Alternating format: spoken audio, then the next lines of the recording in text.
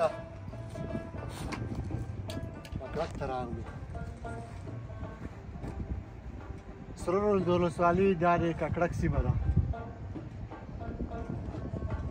ککړک دې نه بره چې دی خوږیاڼي دي. دا ککړک دی دا تقریبا د خوږیاڼو ولسوالۍ او صخرو د خري ساحه هم دا ده.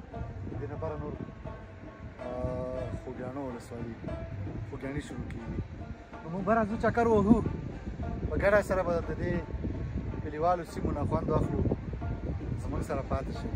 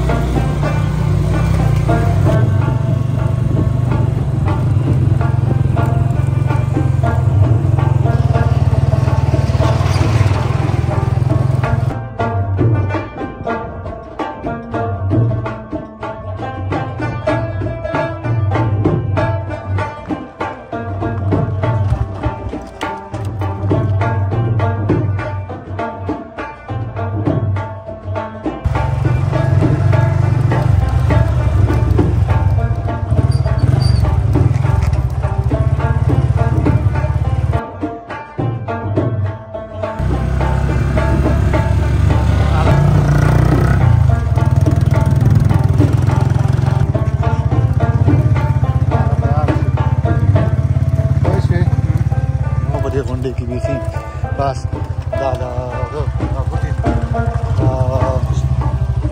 لږ وروسته زه دلته راغلم. دا به مې اول ځل وي بیا چې زه راځم دې کلي ته. دا بهار درېږه هغه هغه دي د دوکانونه دي. دلته هم مازدیګر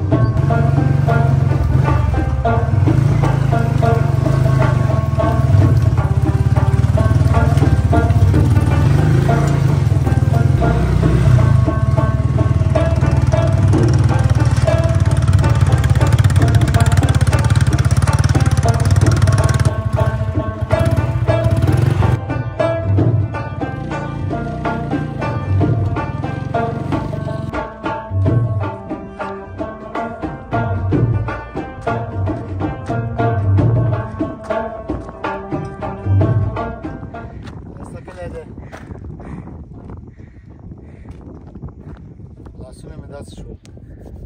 داسې لار راغلي ادرس هم چا نه اخیستی و چې دا لاره چېرته لاړه. مونږ چې کوم ځای ته تلو هغې ادرس خو یې راکړې خو فکر کوم هخوا ته پکتیا ته واوړو. معلومه نه په غرو باندې اسان شوي دي او چړیان دي او موټرسایکل دی. خدای پاک موږ ته خیر کړي. د سیل لپاره ښه ځای دی. کورونه شته ده که چېرته موټرسایکل خراب شي.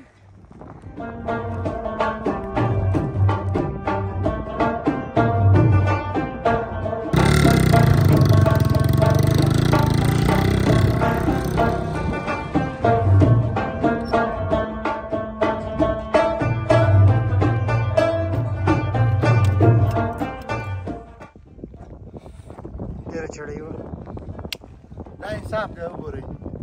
یو چا نه پوښتنه وکړه د دې لارې د غره نه خواته لار ده که نه هغسې یو لار وه هغه مونږ لیدلې وه داسې لاړ شئ. اوس نه پوهېږو چې مونږ کوم ځای ته راغلي. دا هغه هغې د دې غرو نه لاندې ځای ګورئ. دې ځای نه راجګ شو په موټرسایکل باندې. مونږ اوس پرې رارسېږي اوس پرې رارسېږي. خو ښه دی چې خدای تعالی تر اوسه پورې مونږ ته موټرسایکل نه دی خراب کړی او دا لار خو پاتې ده دې خوا. د هغې نه هغه لار باندې داسې راغلو او دا لار پاتې ده خواته راغلو. دې خواته ګندمک دی د شیرزاد ولسوالۍ ساحه ده او دا کته چې و کوم ځای چې و کوم ځای مونږ چې په داسې راغلو په ککړک باندې ما خواته ټټنګ دی ټټنګ نه دې خواته رود دی دې خواته نور مونږ هم نه پوهېږو چې دا هم د رود ساحه ده که نه ده نو چا نه پوښتنه وکړه چې دې خواته مونږ اوړو ویل چې دې خوا دا هلته یو کلینیک دی هغې سره ټپ راسته وکړه چې دا لاره خو کړې بله لاره شته دی هم نه خو ډېر په خوارۍ راوختو دا لاسونه مې ورسره دلته مې یو دمه وکړه په دې ځای به اوړو توکل په خدای